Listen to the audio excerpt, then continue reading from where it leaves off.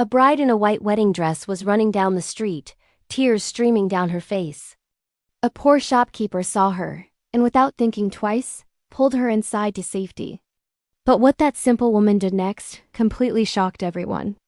Who really was this bride? And how did one brave choice change two lives forever?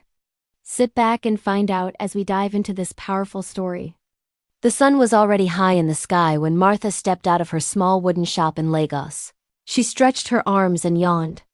The morning had been quiet, too quiet. Not many people came to buy fabric anymore. Her shop sat on a dusty corner street, far from the big markets where everyone went. Martha was a woman in her late 40s. Her face showed the lines of years spent working hard just to survive. Her husband had died 5 years ago, leaving her alone with nothing but this small shop and a few pieces of cloth to sell. She looked down the street and sighed. Another slow day, she whispered to herself. But then, something caught her eye. Far down the road, a figure was running fast. The person wore something white, something that shimmered in the sunlight. Martha squinted. Is that a bride? The figure came closer. Yes, it was a bride. A young woman in a full wedding gown, her veil flying behind her like a flag. Her face was red, her eyes wide with fear. Martha's heart started to beat faster. The bride looked over her shoulder as if someone was chasing her. Then she stumbled, nearly falling. She caught herself and kept running. Martha didn't think.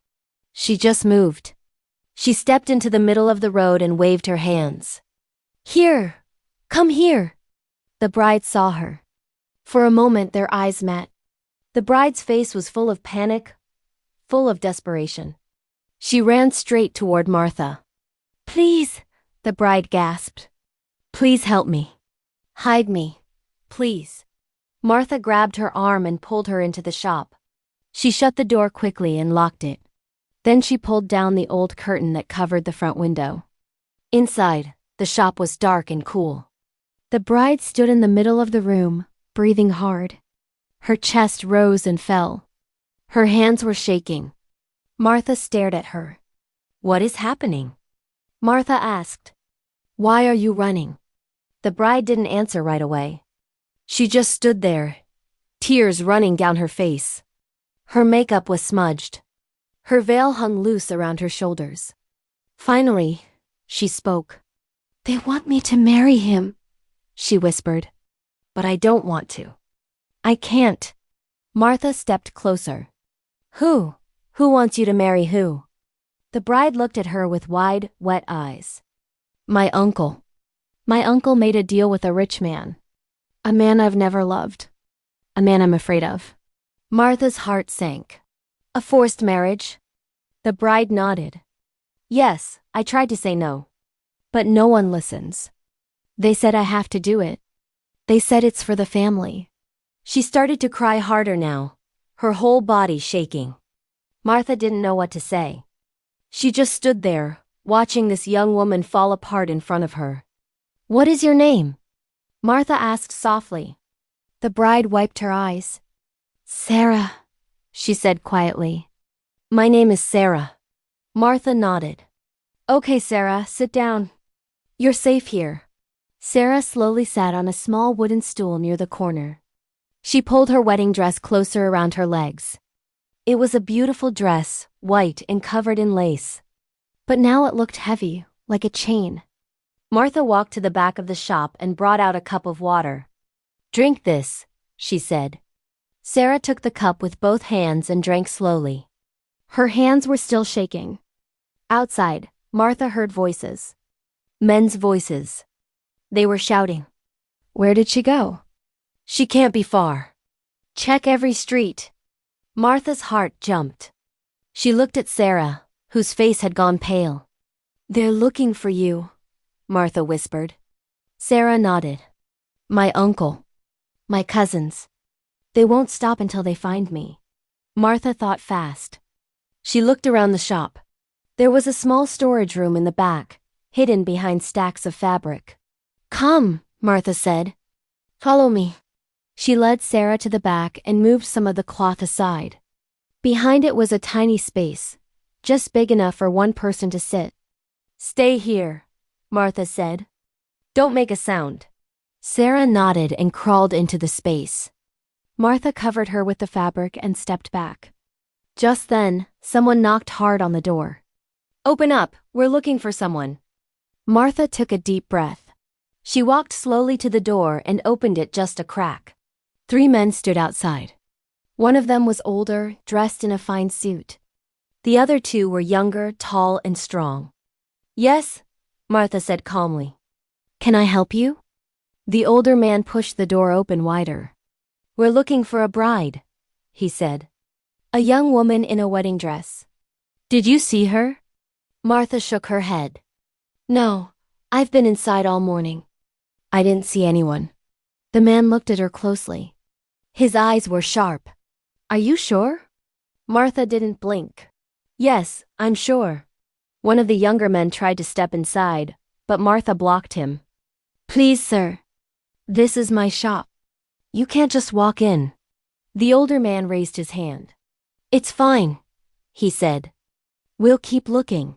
They turned and walked away. Martha watched them go down the street. Her heart was pounding. She closed the door and locked it again. Sarah, she called softly. They're gone. Sarah came out slowly, still shaking. Thank you, she whispered. Thank you so much. Martha looked at her. What will you do now? They'll keep searching. Sarah's face crumpled. I don't know. I have nowhere to go. My family, they won't help me. They're the ones who did this. Martha was quiet for a moment. Then she said, You can stay here. Just for tonight. We'll figure something out. Sarah's eyes filled with tears again. Why are you helping me?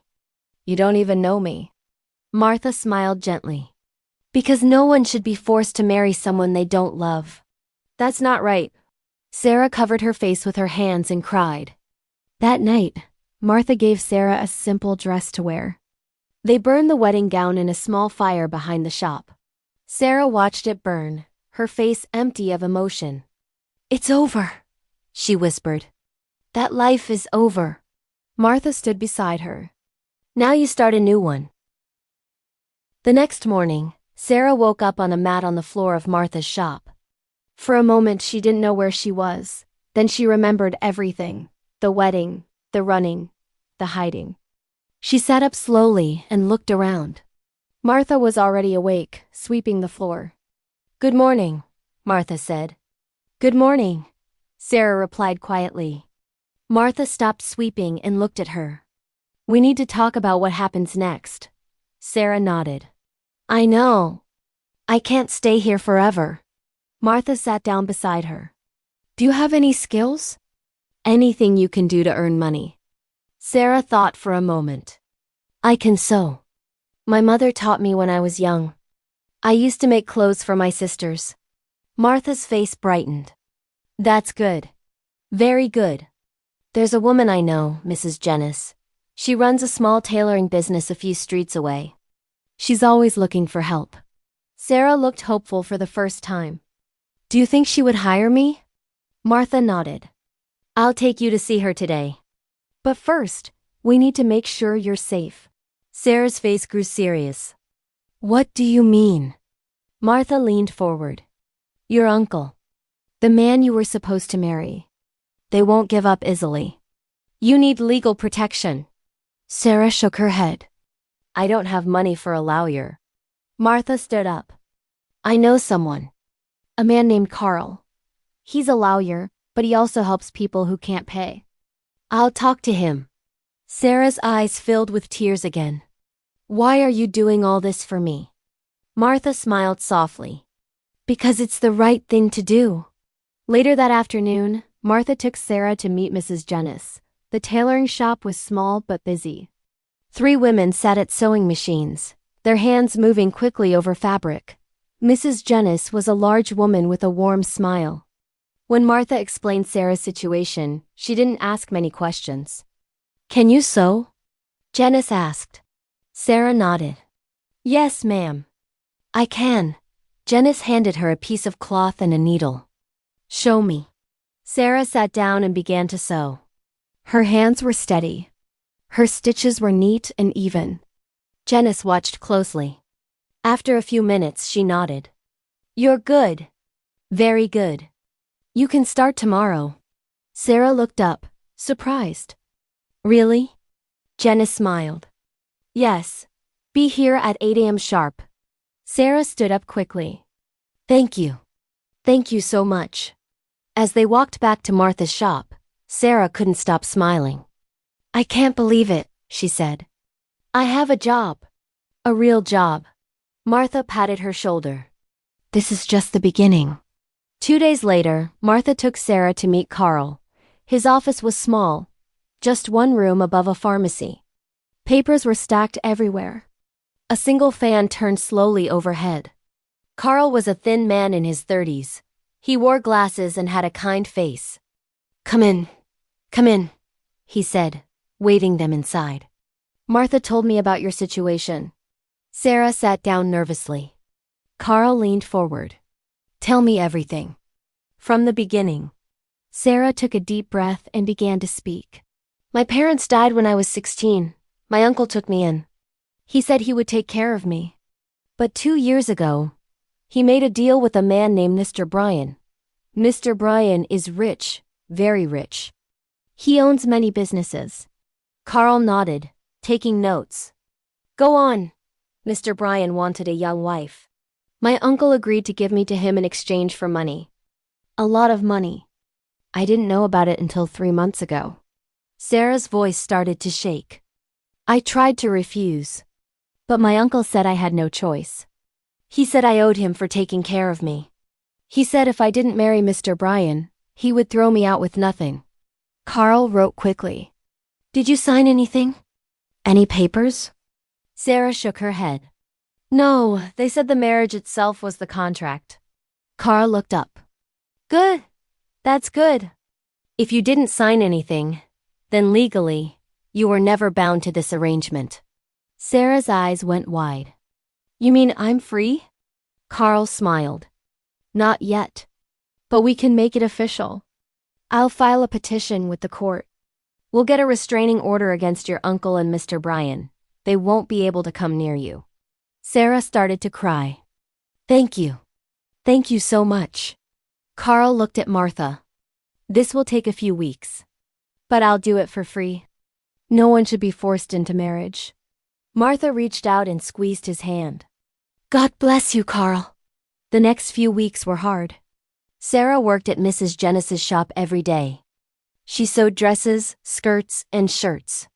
Her hands moved fast, and her work was always clean. Mrs. Janice was pleased. You're one of my best workers, she said one afternoon. Sarah smiled. Thank you, ma'am. But even though she was working, Sarah was still afraid. Every time she heard footsteps outside, her heart would jump. Every time she saw a man in a suit, she would freeze. Martha noticed. Are you okay? She asked one evening. Sarah shook her head. I keep thinking they'll find me. That my uncle will come and drag me back.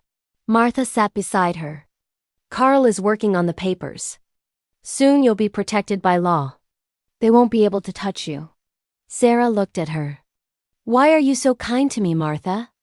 You didn't have to do any of this. Martha was quiet for a moment. When I was young, I was almost forced to marry a man I didn't love. My father wanted it.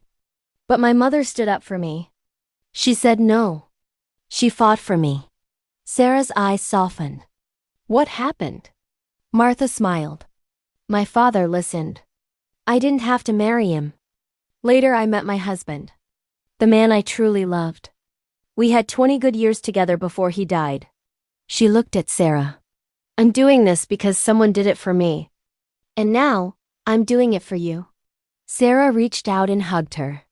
Thank you, Martha. You saved my life.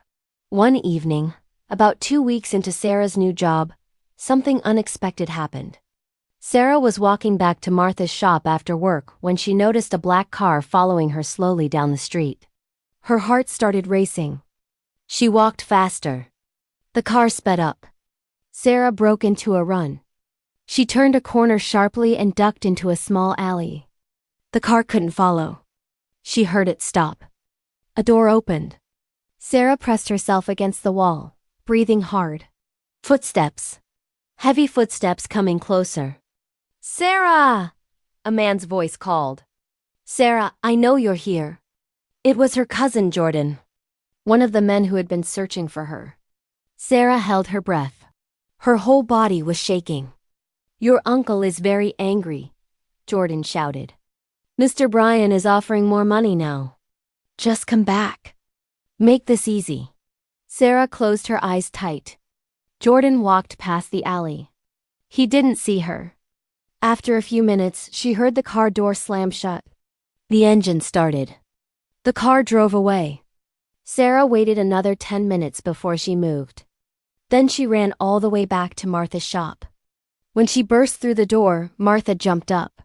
What happened? You look terrified. Sarah told her everything. Martha's face went pale. They're getting closer. We need to move faster. She picked up her phone and called Carl immediately. Carl, it's Martha. They almost found Sarah today. We need that restraining order now. Carl's voice was calm but firm. I'm working as fast as I can. Give me 3 more days. I promise 3 more days. Martha hung up and looked at Sarah. You're not going back to work until this is done. You'll stay here with me. We'll keep the doors locked. Sarah nodded, tears streaming down her face. I'm so sorry for bringing this trouble to you. Martha shook her head. Don't you dare apologize. This is not your fault. 3 days later, Carl arrived at Martha's shop with a wide smile on his face. He was holding a folder in his hand. It's done, he said. Sarah stood up quickly. What do you mean? Carl opened the folder and pulled out a paper. The court has granted the restraining order. Your uncle and Mr. Bryan are legally forbidden from coming near you. If they try, they'll be arrested. Sarah's knees went weak. She sat down slowly. It's really over? Carl nodded. It's over. You're free. Sarah covered her face with her hands and sobbed, but this time, they were tears of relief. Martha knelt beside her and held her. You're safe now, Martha whispered. You're safe. Carl placed the papers on the table. I've also sent copies to your uncle's address and to Mr. Bryan's office. They've been officially notified. If they come near you, call the police immediately. Sarah looked up at him. How can I ever thank you? Carl smiled.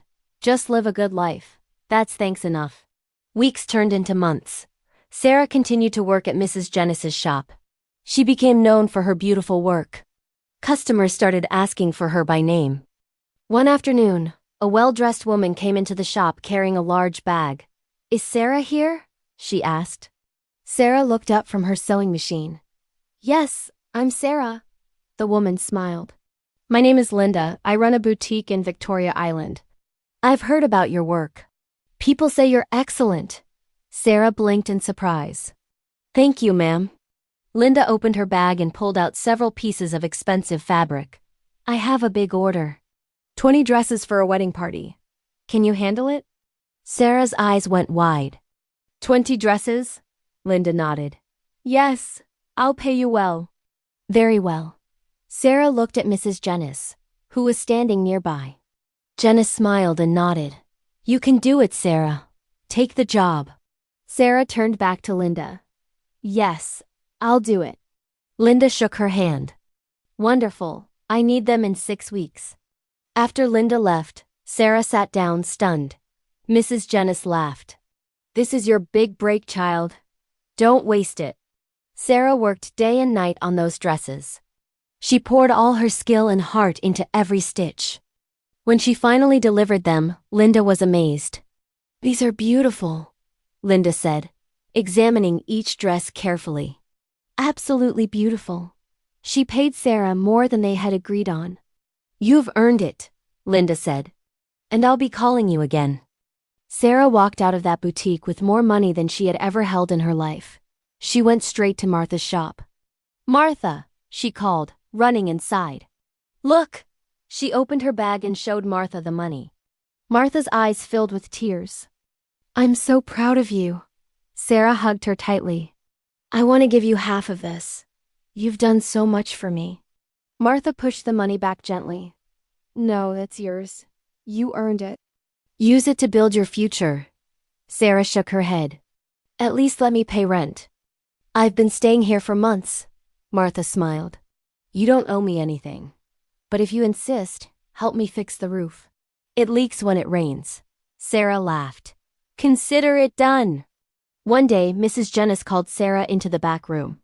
Sarah, she said. I've been thinking. Sarah looked nervous. Yes, ma'am? Jenness smiled. You're too good to just work for me. You should start your own business. Sarah blinked. My own business? Jenness nodded. Yes, I'll help you. I'll give you some fabric to start. You can make things and sell them. Keep all the profit. Sarah's eyes filled with tears. You would do that for me? Jenness laughed. Of course, you've earned it. Sarah started small. She made bags, scarves, and simple dresses. She sold them at the local market on weekends. People loved her work. It was neat, colorful, and strong. Within a few months, Sarah had saved enough money to rent a small space of her own. It was just a corner in a shared building, but it was hers. She hung a sign outside, Sarah's handmade goods. Martha came to see it on opening day. I'm so proud of you, Martha said, tears in her eyes. Sarah hugged her tightly. I couldn't have done this without you. Martha shook her head. No, you did this. I just gave you a chance. One evening, 6 months after the wedding day, Sarah sat alone in her small shop. She was sewing a bag when she heard a knock on the door. She looked up. A man stood outside. He was tall, dressed in a fine suit. For a moment, Sarah's heart stopped. But then she saw his face. It wasn't her uncle. It wasn't Mr. Bryan. It was a stranger. Yes, she called through the door. The man smiled. Are you Sarah? She hesitated. Yes, who's asking? The man held up a small envelope. I have a message for you. From Mr. Bryan. Sarah's blood went cold. She stepped back. I don't want anything from him. The man shook his head. Please, just read it. He slid the envelope under the door and walked away. Sarah stared at the envelope for a long time. Her hands were shaking. Finally, she picked it up and opened it. Inside was a short letter. Sarah, I know what my family did to you was wrong. I should have stopped it. I should have spoken up. But I didn't. I'm sorry. I've called off all searches. You won't hear from us again. I hope you find peace. Bryan. Sarah read it twice. Then she folded it slowly and put it in her pocket. She didn't cry. She didn't smile. She just sat there, feeling the weight of the past finally lift off her shoulders. A few weeks later, Sarah finished a special project. It was a beautiful handmade bag, made from the finest fabric she had. She wrapped it carefully in brown paper and tied it with a ribbon. Then she wrote a note. Dear Martha, thank you for saving my life. I will never forget what you did for me. You gave me hope when I had none. You gave me a future when I thought I had lost everything. This bag is for you.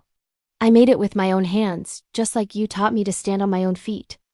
I don't know if I'll ever be able to repay you, but I promise to help someone else the way you helped me. With all my love, Sarah. She walked to Martha's shop that evening and left the package by the door. She didn't knock. She didn't wait. She just walked away smiling. Martha found the package the next morning. She opened it slowly and read the note. Tears filled her eyes. She held the bag close to her chest and whispered, You're welcome, my child. You're welcome. Time moved forward. Sarah's business continued to grow steadily. She hired 2 young women from the neighborhood who needed work. She trained them patiently, teaching them everything Mrs. Jenness had taught her. One of them was a young girl named Grace, who reminded Sarah of herself. Grace had dropped out of school because her family couldn't afford the fees. Sarah not only gave her a job but also paid for her to attend evening classes. Why are you doing this for me? Grace asked one day. Sarah smiled. Because someone did it for me. Within 2 years, Sarah had expanded. She now had 4 workers and a larger shop space. Her handmade bags and dresses were being sold in 3 different markets across Lagos. Local newspapers started writing about her. From runaway bride to successful entrepreneur, one headline read. Sarah kept every article but never let the attention change her. She remained humble, hardworking, and grateful. Years passed. Sarah's business grew even more. She hired 6 more workers, then 10. Her handmade goods became popular across Lagos. People said her work was the best in the city. She never forgot Martha. Every year, on the anniversary of the day she ran from the wedding, Sarah would send a small gift to Martha's shop. A scarf, a bag, a dress, and every time Martha would smile. One afternoon, Sarah received an unexpected phone call. It was from a woman who introduced herself as the coordinator of a women's empowerment program. "We've heard about your story," the woman said. "We'd like you to come and speak to young women who are facing difficult situations. Would you be willing?" Sarah didn't hesitate. "Yes, I'll do it." A week later, Sarah stood in front of 50 young women in a community hall. Some looked hopeful. Others looked broken. Sarah told them her story. She told them about the forced marriage, about running away, about Martha. "I was once where you are," she said. Scared, alone, with no future in sight. She paused and looked at every face in the room. "But one woman believed in me. One woman took a risk and helped me. And that changed everything." Her voice grew stronger. "You don't need a lot of money to change a life. You just need a kind heart and the courage to act." When she finished, several women came up to her with tears in their eyes. "Thank you," one said. "I was about to give up. But your story gave me hope." Sarah hugged her. "Don't give up. Your story isn't over yet." They never saw each other again after that evening when Sarah left the bag. But they didn't need to. Because sometimes, the greatest acts of kindness happen in silence. And sometimes, the people who save us are the ones we least expect. Sarah had run from a wedding in fear. But she ran into the arms of a stranger who gave her a second chance. And that made all the difference. This story reminds us that one small act of kindness can change a person's whole life. Martha didn't just hide Sarah from danger. She gave her hope, protection, and a fresh start. Sarah was once lost, running in fear. But someone cared enough to help her find her way again. What did you learn from this story? Please tell me in the comment section. I would really love to hear from you. And guess what? I have another powerful story coming in a few days. So please subscribe to my channel and turn on your notification bell so you'll be the first to watch it. If you enjoyed this story, please like it and share it with your friends. Thank you so much for watching. God bless you, and see you in the next one.